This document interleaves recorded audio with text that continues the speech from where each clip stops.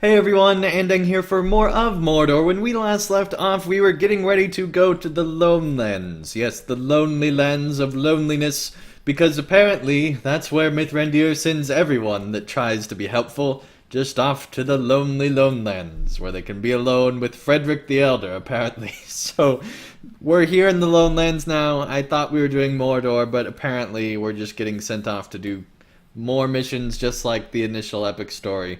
So, here we go, back in Eriador once more. Welcome, Andang. It has been many a day since you last came to the ruin hold. You must have learned much in your travels and faced many dangers.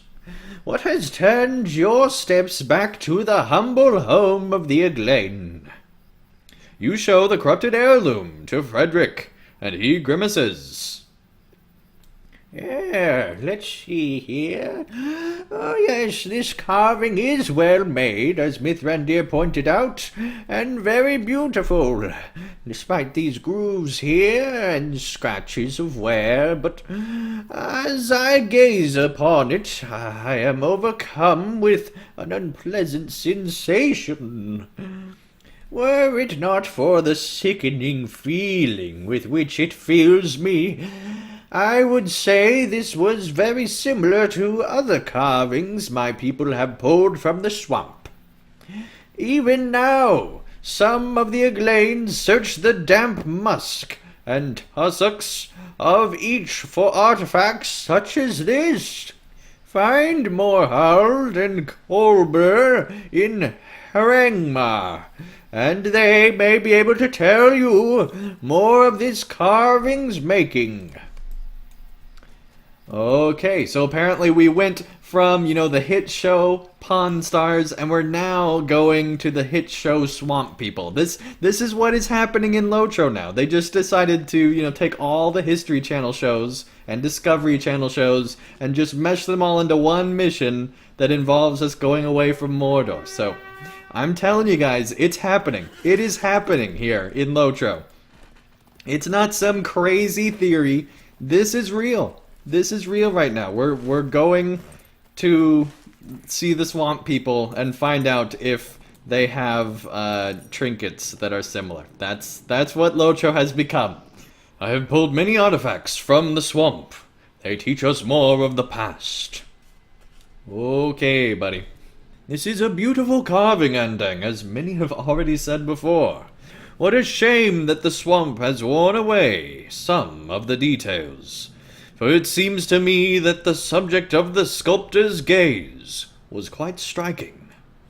See, too, the martial skill with which she raises the spear, ready to face some unforeseen foe. Yes, this must have been carved from life, or the artist was a master to have carved it from memory. The sight of it makes me uncomfortable, but I do not understand why. Is it the knowledge that such a work is beyond my skill, or some other unknown reason? Take it away. I do not wish to look upon it any longer. Alright. Well, that's kind of strange that he had that much of a reaction to it. Let's go talk to the other guy here. Alright, Swamp Guy number 2. Did you find this sculpture among the reeds of Harangmar? It appears well made, if soiled by the passage of time and the mistreatment of the swamp. Morhald shudders and withdraws his hand, recoiling as if strung by a biting insect. A feeling of evil emanates from this object. Where did you find it, and why have you brought it to me? That thing you carry draws evil to us. Oh, dang.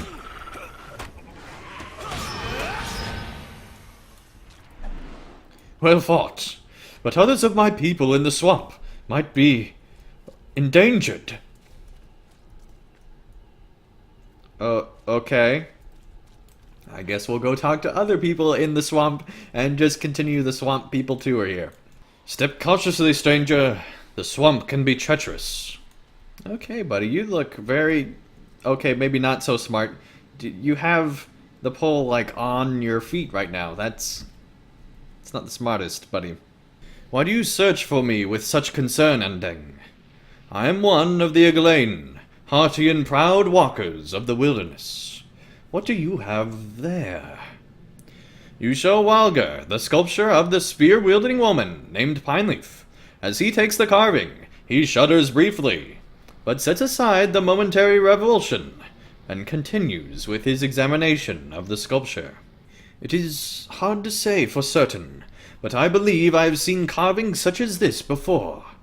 Do you see the distinctive strokes of the arm that holds the spear? The definition of the muscle can plainly be seen, despite the passage of time and the harsh work of the elements. A master craftsman once carved in this land, and though his name has been forgotten, this is clearly his work. Other statues and carvings made by his hand have been found in Harangmar and elsewhere. Walgar turns over the carving and squints at the base. Did you see this writing? The words are very faded and I cannot make them out, but an expert in such things might fare better. Seek Eric, the stone speaker, far to the south of Harlong. He may be able to tell you more. Alright, the stone speaker. Okay, here we go, to go talk to the stone speaker. Alright, there is the stone speaker, or stone whisperer, depending on your point of view. Ah, you have found a carving of the warrior woman. Eric takes the sculpture and studies it closely. I have spent long enough in the company of the dead to learn something of their history and secrets, Andang. This is a carving of Darathild. Oh, so now it's like ghost hunters combined with pawn stars, combined with swamp people, combined with like dog whisperers, only in this case it's actually like stone whisperers.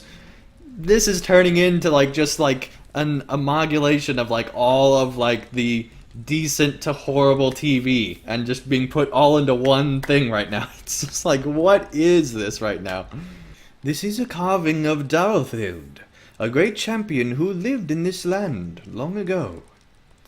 When the Lady of the Fountain fell to evil, Darathild was one of the few who sought to challenge her, when no others would. Great champion though she was, she never returned from the spring. Some of the Eglains still tell her story to their children, though doubtless many of the details have changed over the years. Many carvings of Darathild have been found, but none have been as wreathed in evil feeling as this. Perhaps if you bring it to the site of her last battle, the corruption could be cleansed. If not, at least you might leave it there in memory of her.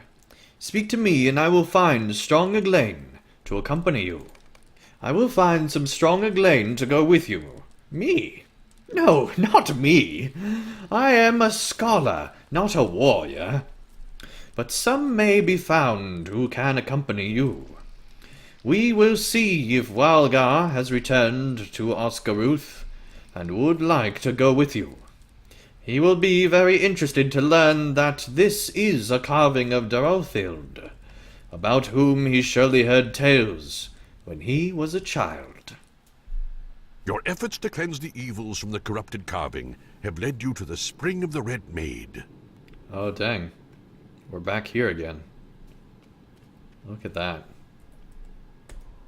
Dang. Alright, Walgar. These ruins are curiously empty, Andang. It feels to me as if some presence waits for us, holding its breath. Does the Red Maid live again, thinking to seize us and pull us beneath the fetid water? And of course I doubt that you actually killed the Red Maid. We all listened to the Stone Whisperer's tale, and in the midday light of Oscaruth, this seemed like an idea with merit.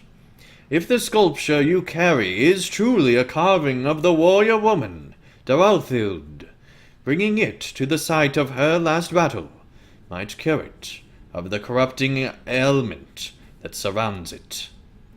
But now that we are at this place, I am not as certain. Let us finish this then, but stay on your guard. This place ended Darothild. I do not wish for it to signal our ends as well. Remain alert, my friends. I am no stranger to unpleasant ruins, but this one takes them all. Did you see anything? I knew it! Yeah, you called it. Us disturbing a place causes there to be undead. Yep, totally, dude. Alright, so far these enemies seem quite a bit easier than those of Mordor. So that's good.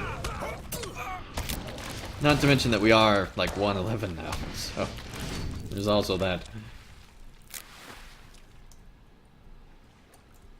Oh, yep, more of them. Alright, so it is getting a little bit more challenging, I will say. But still nothing too bad. As you catch your breath, you feel that you are being watched. Almost as if there is a woman of the spring. You there! It's not safe here! Vaga, be cautious. Wait! What brings you to this place?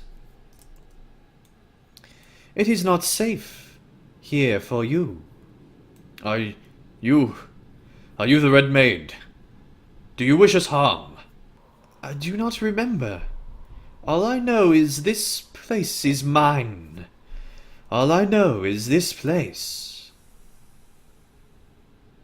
I do not remember why. There can be no doubt. This is the shade of Darothild. Oh, dang. Yep, got the spear there. Alright. Clearly not Pine Leaf. Apologies for that, Pine Leaf. Alright. Okay, you have definitely seen better days. Let's talk. Stay back. I will not hesitate to put you in the ground. My spear has tasted the blood of so many, and for the defense of my people and my land, it will drink deeply of yours, villain. Darothild falls silent as you begin to speak. You speak calmly, with quiet words, but each one cuts deeper than the one before it, deadlier than any of your weapons. You tell of the stories that were passed down among the Aglain, stories about Darothild, the mighty champion who faced the Red Maid in defense of her people, and never returned. How can this be? Whoa. Did my fight amount to nothing? Did my people suffer? Are they now long dead? As the Red Maid fell to corruption, so too did many innocents. But she could not stamp out all of the Aglain. She is gone for good, and we remain. Andang, show her the sculpture. What cruel hurt is this? Yeah, maybe not a good idea giving an undead thing a horrible trinket that could turn them to evil and cause them to cause the destruction of all of, like, Middle-earth. Probably not the best idea, just saying. But here we go. Where did you find this? I would know this carving anywhere, for it was a gift from my love. He begged me not to go. He gave me presents and gifts he carved from wood and stone and bone and tusk.